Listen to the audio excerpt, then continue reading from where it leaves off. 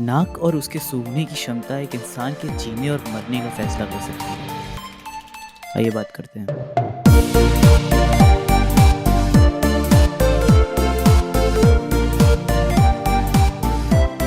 Hi guys and welcome back to my YouTube channel. मेरा नाम अंकित है और अगर आप चैनल पे नए हो तो वीडियो पूरी देखना और अगर पसंद आ जाए तो सब्सक्राइब कर देना।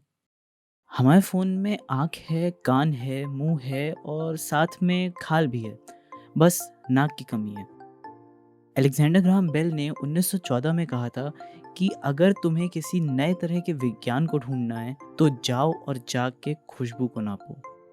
आज 106 साल बाद भी हम ये नहीं जानते हैं कि खुशबू है क्या या कैसे हमारी नाक काम करती है। कैसे आप एकदम दो ऑलमोस्ट एक जैसे महकने वाली चीज़ों में अंतर कर लेते हो।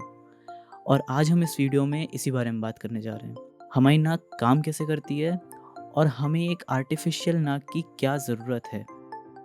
हमारी नाक में 400 स्मेल रिसेप्टर्स होते हैं जो कि बहुत ही नाजुक होते हैं, लेकिन हम 10,000 तरह की स्मेल्स पहचान सकते हैं। तो एक रोबोटिक नाक बनाने के लिए हमें पहले ये पता होना चाहिए कि सिर्फ 400 रिसेप्टर्स से हम 10,000 तरह की स्मेल्स कैसे अलग अलग कर लेते हैं, राइट। देखो, हम टेक्नोलॉजी में बहुत आगे आ गए हैं, लेकिन इस चीज़ में हम अभी भी ऑलमोस्ट ज़ीरो हैं। क्यों है उसका भी एक रीज़न है। स्मेल रिसेप्टर्स हमारी नाक के ऊपर के हिस्से के 2.5 सेंटीमीटर स्क्वायर के एरिया में होते हैं, जो आपके बाल की मोटाई से भी पतले होते हैं और ये बहुत ही नाजुक होते हैं। इतने कि अगर इनके आकार में हल्का सा भी चेंज आता है तो वो बेकार हो जाते हैं, एकदम वैसे ही जैसे ये जेलीफिश पानी के बाहर लाते ही कोलैप्स कर जाती है।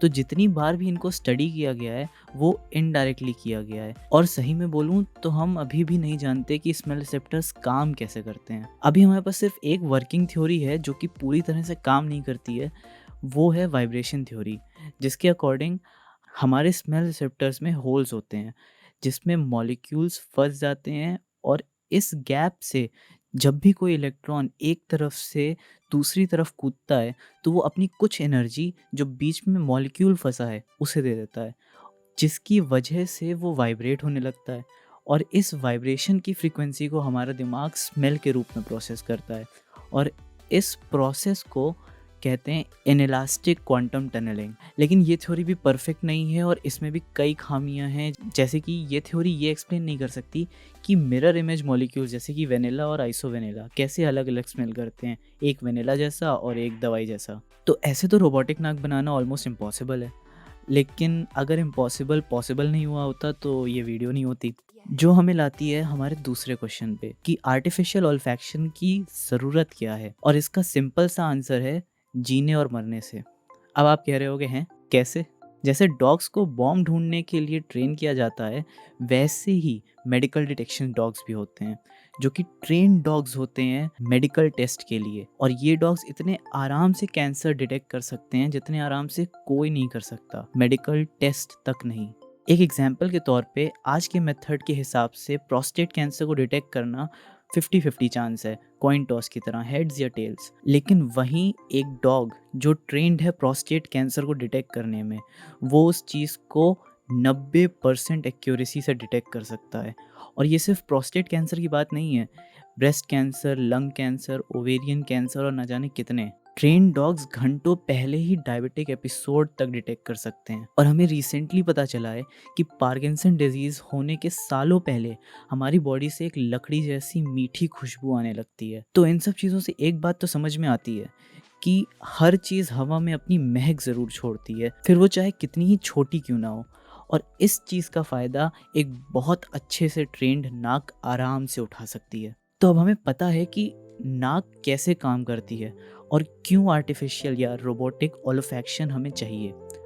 अब बात करते हैं कि क्या हम ये बना सकते हैं। बक एंड एलेक्स ने 1991 में एक चूहे के 1000 जीन्स को उस चूहे के 1000 रिसेप्टर से कनेक्ट करा था और वहाँ से उन्होंने एक आर्टिफिशियल ओलोफैक्शन में एक नई रेस शुरू कर दी थी। और इस रेस में आती है डार्पा, यूएस का डीआरडीओ जिसे नहीं पता है, और उसने $25 मिलियन लगाए एक प्रोजेक्ट में जिसका नाम था डॉग नोज। कावर एक डिवाइस लेके आया जिसका नाम था सेंट्रेक, और इसमें स्मेल रिसेप्टर्स नहीं थे बल्कि लंबे लंबे मॉलिक्यूल्स थे जिन्हें पॉलीमर्स कहते हैं।